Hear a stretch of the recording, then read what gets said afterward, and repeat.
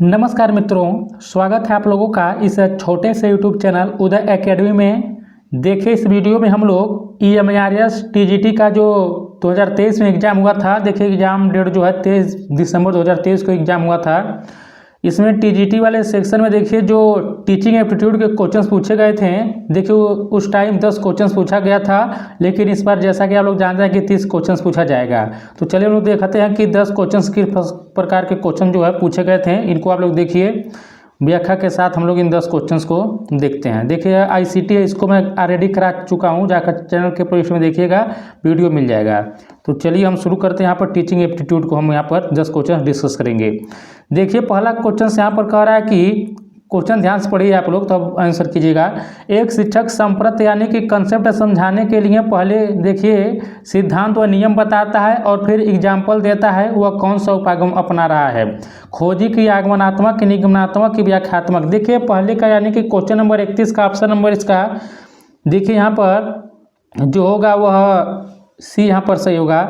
देखिए यहाँ पर निगमन होगा। आप लोग याद रखिएगा एग्जाम्पल टू रूल क्या होता है। एग्जाम्पल टू रूल देखिए जो होता है वो आगमन होता है, फिर देखिए रूल यानी नियम, नियम से आप लोग का जब एग्जाम्पल जाएगा आप लोग आता वहाँ पर निगमन होगा। तो यहाँ पर देखिए पहले शिक्षक क्या कर रहे हैं, पहले नियम बताते हैं फिर एग्जाम्पल देते हैं। तो रूल टू एग्जाम्पल कौन सा होगा? निगमन होगा। बाकी एग्जाम्पल टू रूल रहता तो आगमन होता। व्याख्या देख लेते हैं। देखिए एग्जाम्पल भी वही दिया है, बाकी इसमें कोई व्याख्या नहीं दिया है। नीचे यहाँ पर देखिए दिया है कि निगमनात्मक विधि में पहले सामान्य सिद्धांत तथा नियम प्रस्तुत किए जाते हैं और फिर उन्हें विशिष्ट एग्जाम्पल से स्पष्ट किया जाता है, जिससे छात्रों को सामान्य से विशिष्ट की ओर बढ़ते हुए अवधारणा को समझने में मदद मिलती है निगमनात्मक विधि में। देखिए दूसरा क्वेश्चन से पूछा गया था कि क्वेश्चन आप लोग देखिए स्क्रीन पर दिखाई दे रहा होगा। देखिए यह क्वेश्चन पूछा गया था कि समन्वित यानी कि इंटीग्रेटेड पाठ्य पुस्तक की कौन सी विशेषता नहीं होती है। पहला दिया है कि ऐसी पाठ्य पुस्तकें अनुभवी शिक्षकों को सहायता प्रदान करती है। दूसरा विकल्प दिया कि पाठ्य पुस्तक को पाठ्य पुस्तक या पाठ्यक्रम के रूप में प्रयुक्त कर सकते हैं। तीसरा दिया है कि ये तैयार सामग्री प्रदान करती है। चौथा ऑप्शन दिया कि ये विद्यार्थियों के व्यक्तिगत अधिगम तरीकों के लिए उपयुक्त सिद्ध नहीं होती हैं। तो यहाँ पर देखिए पूछ रहा है कि कौन सी विशेषता नहीं है, तो देखिए हमेशा निगेटिव के साथ निगेटिव हो जाएगा टीचिंग एप्टीट्यूड में। यहाँ पर देखिए डी वाला जो होगा यही यहाँ पर सही होगा, यानी ये देखिए विशेषता नहीं है। बाकी व्याख्या देखिए जो यहाँ पर कह रहा है इसमें देखिए कुछ विशेषताएं दिया है कि एकीकृत जो पाठ्य पुस्तकें होती हैं संरचना प्रदान करके और स्पष्ट निर्देश देकर अनुभवहीन शिक्षकों की सहायता प्रदान करती है और पाठ्य पुस्तक को पाठ्यवस्तु या पाठ्यक्रम के रूप में प्रयुक्त कर सकते हैं।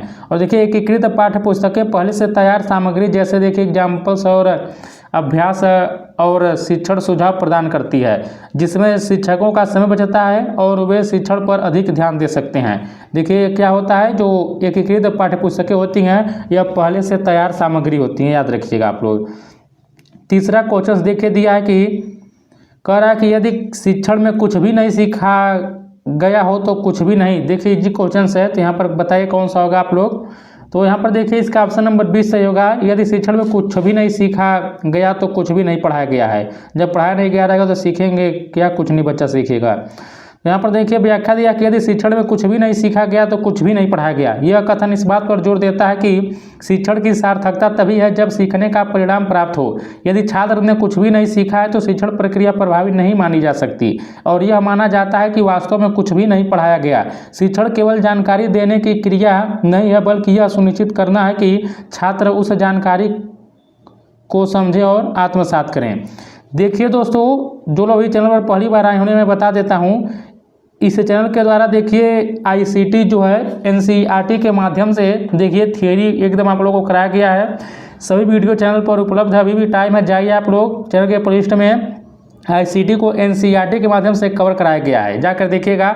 और डेली देखिए जितने भी PYQ ICT के पूछे गए हैं, जैसे मान लीजिए NBS में, KVS में, EMIRS में, DTWC में, उन सभी का PYQ सीरीज देखिए डेली जो है शाम को आप लोगों को प्रोवाइड कराया जा रहा है, तो चैनल से जुड़ जाइएगा। देखिए चौथा क्वेश्चन कर रहा है कि एक सृजनात्मक विद्यार्थी वो है जिसके पास बताइए जो क्रिएटिविटी चाइल्ड होता है, स्टूडेंट होता है, उसके पास क्या होता है। कह रहा है कि समस्या समाधान की योग्यता होनी चाहिए, कि मौलिकता और नम्यपूर्ण विचार है, कि सामान्य से उच्च बुद्धिलब्धि की रटने की योग्यता। देखिए रूटीन लर्निंग हमेशा जहाँ पर जाएगा वहाँ देखिए वह गलत होगा, लेकिन यहाँ पर क्या पूछा है कि ये क्रिएटिव स्टूडेंट के बारे में पूछा है, वह होता है जिसके पास क्या होती है। तो देखिए इसका ऑप्शन नंबर चौथे का भी यहाँ पर सही होगा, मौलिकता और नम्यतापूर्ण विचार होना चाहिए। पांचवा क्वेश्चन व्याख्या देख लेते हैं। देखिए कह रहा है कि सृजनात्मक विद्यार्थी की प्रमुख विशेषताएं जैसे कि देखिए जिज्ञासा, मौलिकता, कल्पनाशीलता, अपसारी सोच, स्वतंत्र निर्णय लेने की क्षमता और जोखिम उठाने की तत्परता। और देखिए ऐसे बालक किसी भी समस्या के नए और अनोखे हल ढूंढते हैं और विभिन्न स्थितियों में अपनी रचनात्मक सोच का उपयोग करते हैं। देखिए एक अभिसारी सोच होता है, एक अपसारी होता है। अपसारी याद रखिएगा जो क्रिएटिव स्टूडेंट होता है। पांचवा क्वेश्चन देखिए कह रहा है कि किस प्रकार के सूचना संप्रेषण प्रौद्योगिकी उपकरण शिक्षार्थी केंद्रित उपागम में उपयोगी नहीं होते हैं। संप्रेषणात्मक की, सूचनात्मक की, स्थित्यात्मक की, रचनात्मक। तो देखिए यहाँ पर जो होगा इसका पांचवें का ऑप्शन नंबर यहाँ पर देखिए इसका बी होगा, जो इन्फॉर्मेटिव होता है। यह जो होता है प्रौद्योगिकी जो है यह शिक्षार्थी केंद्रित उपागम में उपयोगी नहीं होता है, इन्फॉर्मेटिव जो होता है। बाकी कम्युनिकेटिव हो गया, सिचुएटिंग हो गया, प्लस कंस्ट्रक्टिव हो गया, ये सब आता है। तो नीचे देखिए व्याख्या भी दिया है कि इन्फॉर्मेटिव प्रकार के सूचना संप्रेषण प्रौद्योगिकी यानी कि ICT उपकरण शिक्षार्थी केंद्रित उपागम में उपयोगी नहीं होते हैं, क्योंकि इस उपागम में छात्रों को सक्रिय रूप से शामिल करने और सीखने की प्रक्रिया उनकी सहभागिता सुनिश्चित करने के लिए केवल सूचनाएं प्रदान करना पर्याप्त नहीं है। और देखिए शिक्षार्थी केंद्रित दृष्टिकोण के लिए सृजनात्मक उपकरणों के साथ साथ संप्रेषणात्मक, स्थित्यात्मक और रचनात्मक उपकरणों का संयोजन आवश्यक है, जो छात्रों को ज्ञान निर्माण, सहयोग और समस्याओं को हल करने में मदद करते हैं। क्वेश्चन नंबर देखिए हम लोग यहाँ पर 36 यानी कि 6 नंबर का क्वेश्चन देखते हैं। देखिए क्वेश्चन से दिया है कि निम्नलिखित में से कौन सी अधिगम के लिए आकलन की विशेषता नहीं है। देखिए असेसमेंट फॉर लर्निंग, देखिए एक असेसमेंट ऑफ लर्निंग होता है, असेसमेंट एज लर्निंग होता है, या असेसमेंट फॉर लर्निंग। देखिए असेसमेंट फॉर लर्निंग मतलब आप लोग फॉर्मेटिव समझिएगा। जैसे आप लोग मूल्यांकन पढ़ेंगे इवेल्युएशन, तो वहाँ पर देखिए आप लोग इसको क्या समझिएगा, आप लोग इसको फॉर्मेटिव समझिएगा जो ड्यूरिंग द क्लास होता है। तो यहाँ पर कह रहा है कि अधिगम के लिए आकलन की विशेषता नहीं, यानी आप लोग को बताना है कि फॉर्मेटिव जो होता है उसका विशेषता कौन सा नहीं है। कह रहा है कि यह निरंतर प्रतिपुष्टि प्रदान करता है। तो देखिए यह यहाँ पर जो होगा यह सही विकल्प होगा पहला यहाँ पर।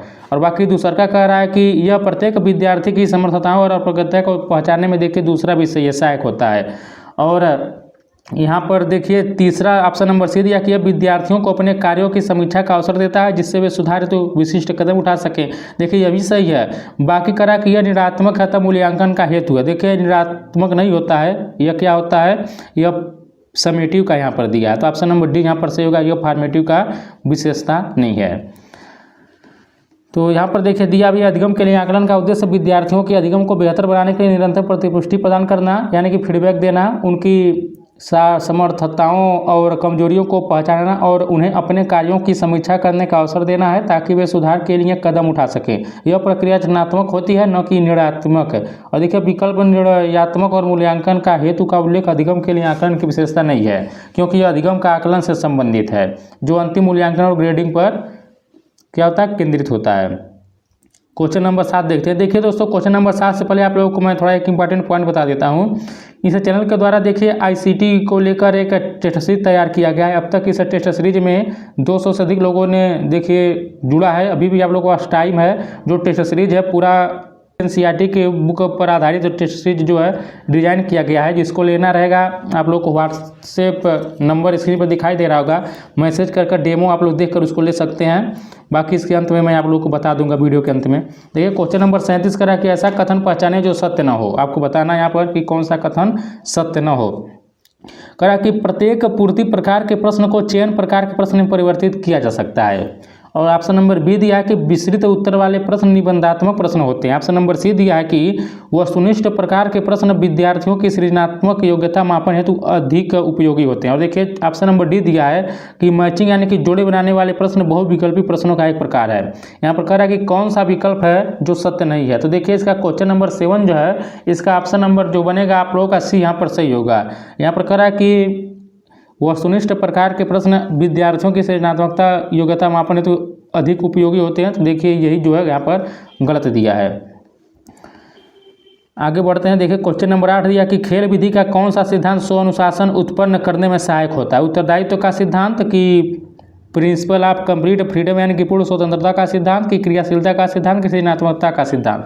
देखिए क्वेश्चन नंबर 8 का ऑप्शन नंबर ए यहाँ पर सही होगा। तो स्व अनुशासन उत्पन्न करने में उत्तरदायित्व का सिद्धांत होगा, प्रिंसिपल ऑफ रिस्पॉन्सिबिलिटी होगा। आगे बढ़ते हैं।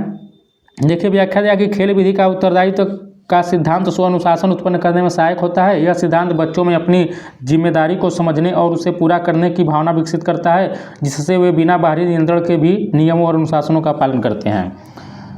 क्वेश्चन नंबर देखिए 9 यहाँ पर दिया कि निम्नांकित में से कौन इकाई परीक्षण से संबंध है। यहाँ पर देखिए यूनिट टेस्ट के बारे में पूछा है कि उसे कौन सा जो विकल्प है वह संबंध नहीं है। देखते हैं हम लोग। देखिए ऑप्शन नंबर 1 कह रहा है कि परिणाम की अभिभावकों से चर्चा होती है। बी कह रहा है कि दक्षताओं की सीमित संख्या होती है। सी कह रहा है कि शिक्षक द्वारा पूर्णतः नियंत्रित होता है।